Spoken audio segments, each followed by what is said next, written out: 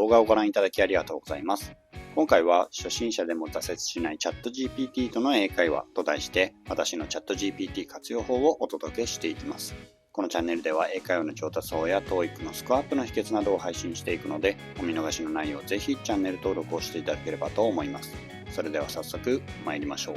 まずチャット GPT と英会話をする上で大切なことをお伝えします。それは適切な指示、プロンプトをチャット GPT に与えることです。具体的には前提条件やお願いしたいことを明確に伝えるのが大切で、英会話の場合にはどんな話題を話したいのか、会話のスピードや語彙のレベルを指示するとスムーズです。例えば、日常英会話の練習をしたいです。私は英会話初心者なので、できるだけゆっくり話してください。また、日本の中学校で習うシンプルな単語を使ってくださいといったイメージです。TOEIC や英検の点数などを伝えるのでも OK です。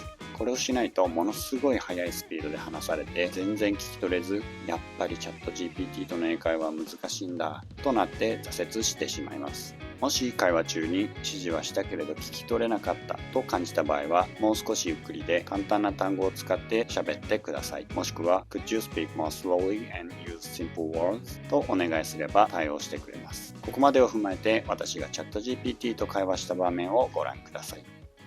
日常英会話の練習をしたいです。私は英会話初心者なので、できるだけゆっくり喋ってください。また、単語のレベルは日本の中学校で習う単語を使ってください。これを踏まえて、よくある質問を英語でしてください。Got it. I'll speak slowly. So let's start with some simple questions. For example, what do you like to do on weekends? Or what is your favorite food? How does that sound?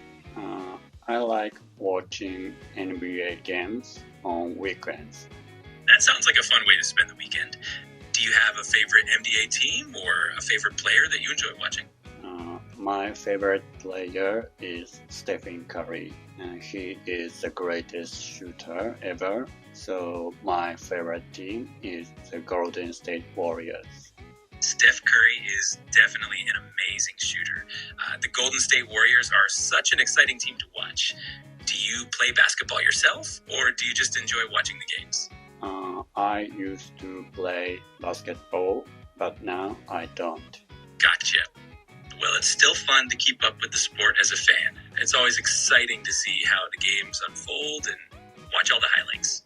今の発言が聞き取れなかったので、もう少しゆっくり喋ってください。Of course, I can slow down a bit more.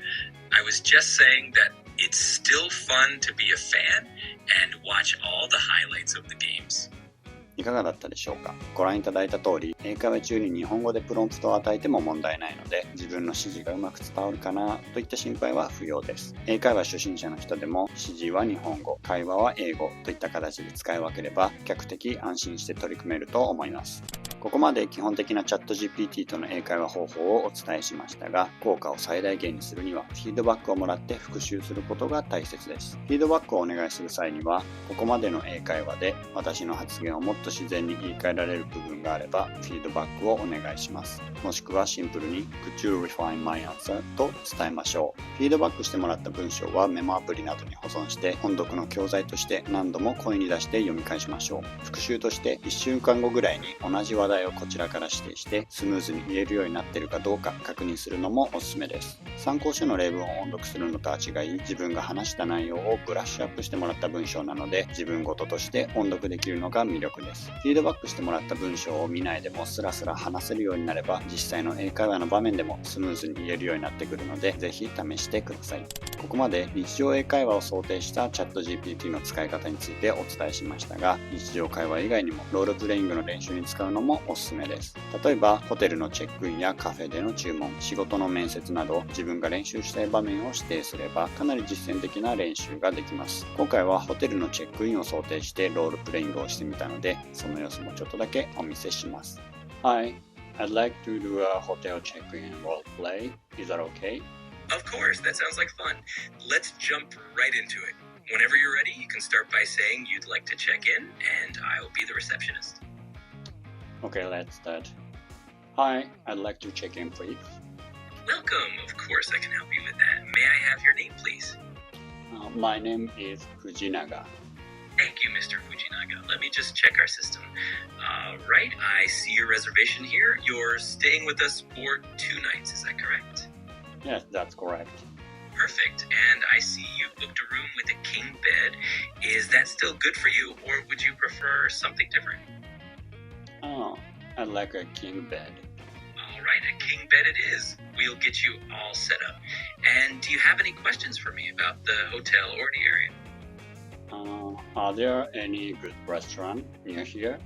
I want to know your recommendation. Absolutely. We have a few great spots nearby.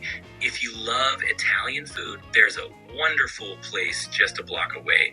And if you're in the mood for something more casual, there's a great cafe on the corners. では、ここまでのロールプレイングの私の発言でもう少し自然に言い換えられるところがあればフィードバックをお願いします。You did a great job. Everything sounded pretty natural. One small suggestion, instead of saying, I want to know your recommendation, you could say, could you recommend a place? But overall, you did really well. はい、いかがだったでしょうか。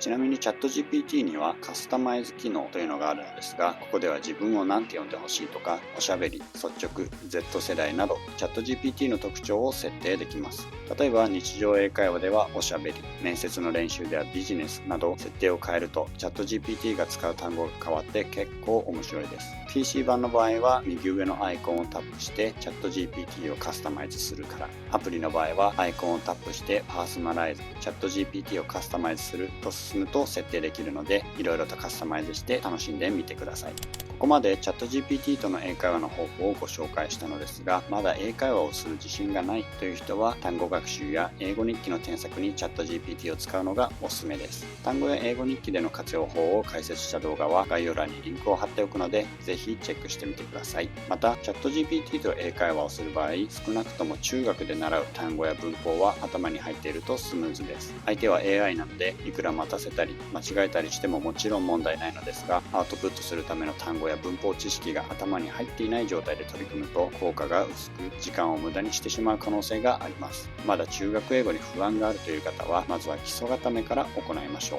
う。これから英語を学び直す人向けの動画も概要欄に貼っておくのでぜひ参考にしてみてください。こんな感じで私はチャット GPT と英会話をしています。動画の感想やこっちのプロンプトの方がもっとスムーズだよといったご意見があればぜひコメント欄で聞かせてください。またグッドボタンもどうぞよろしくお願いします。今後も英会話の上達法や TOEIC のスコアアップの秘訣などを配信していくので、お見逃しのないようぜひチャンネル登録をしていただければと思います。それではまた次の動画でお会いしましょう。See ya!